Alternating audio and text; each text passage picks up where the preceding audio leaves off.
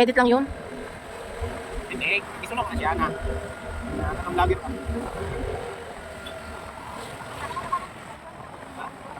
Wala 100. Wala 100 sa kalsada na. 400 mo to dito, 100. O, pila rin. O, 400 yun mo to, 100. O, i-plus mo.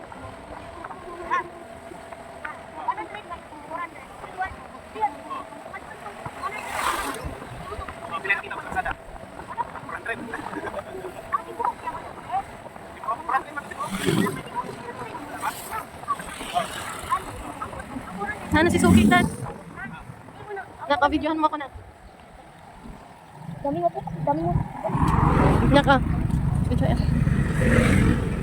Ano meron, Dad? Wala pang pera.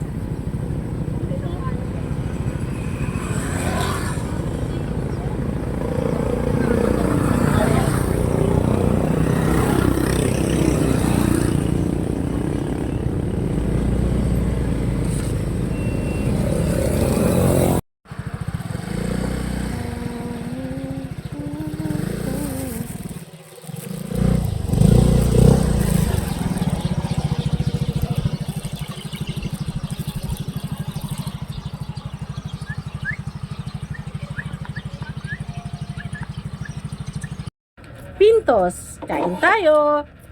Meron talagang tag 100. Yun yung tinatawag nila na special.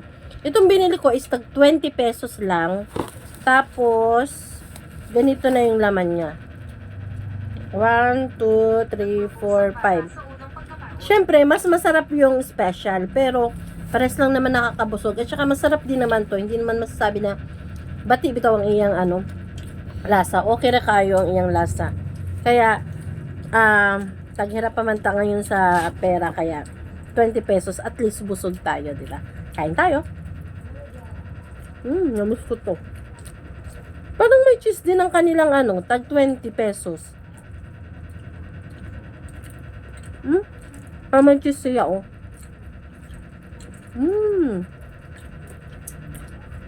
Ang Pintos, makikita mo lang sa Cebu. Ay, meron man dito sa Bacolod bang? Wala. Sa Cebu. Only here in Cebu. Bugo. Sa Bugo lang. Wala sa Cebu City. Sa Bugo lang.